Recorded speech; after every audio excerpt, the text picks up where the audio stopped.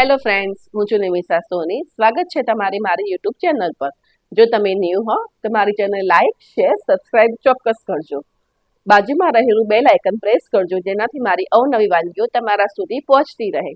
આજે હું બનાવવા જઈ રહી છું અમદાવાદમાં ઠેર ઠેર મળતી તીખી મસાલેદાર પાણીપુરી.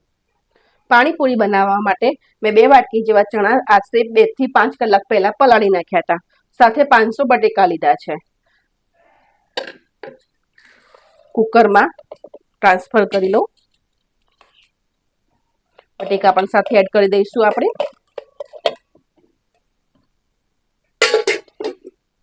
થોડું પાણી એડ કરી દઈએ.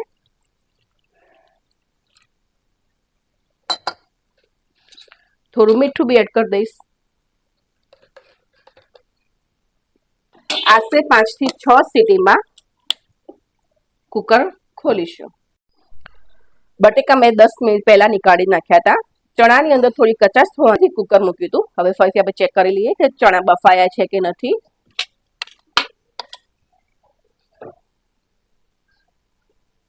બફાઈ ગયા છે.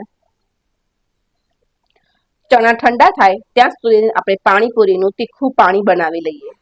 તીખું પાણી બનાવવા માટે ફુદીનાના પાન,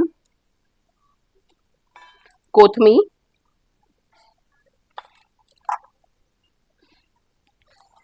લીલા મરચા, મેં તીખી મરચી પણ લીધેલી છે અને સાદા મરચા પણ લીલા લીધેલા છે.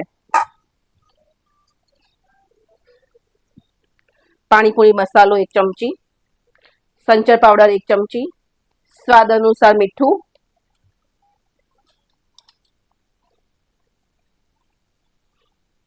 લાલ મરચું પાવડર અને થોડોક એવો ધાણા જીરા પાવડર. આ બધું આપણે મિક્સીમાં ગ્રાઇન્ડ કરી લઈશું. પીસીને રેડી છે. હવે આપણે તેનું અલગ તપેલીમાં ગાળી લઈશું.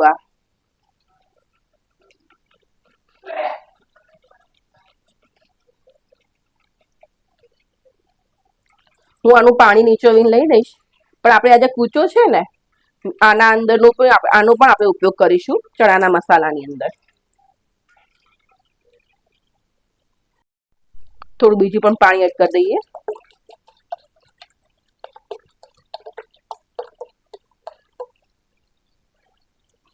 લીંબુના ફૂલ એડ કરું છું ખટાશ માટે. થોડું તમે લીંબુ પણ એડ કરી શકો છો. 1 ચમચી જેટલો ગરમ મસાલો. ફ્રેન્ડ્સ, તમને અત્યારના સમયે આ પાણી ચાખી લેવું, અને અત્યારે જો તમને મીઠું કે સંચર પાવડર ઓછું લાગતું હોય તો તમે અંદર એડ કરી શકો છો. ચણા મેં અલગ બાઉલમાં કાઢી લીધેલા છે. બટેકા મેશ કરી દઈએ.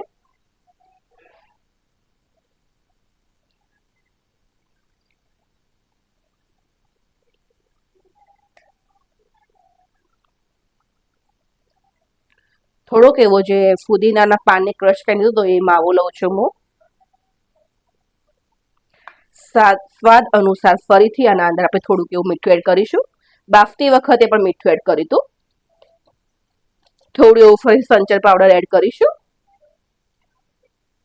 કોથમીરના પાન, અને સરસ બધું આપણે એક રસાને મિક્સ કરીને લઈશું. રેડી છે આપણી ચટાકેદાર તીખું એવી તમતમતી પાણીપુરી.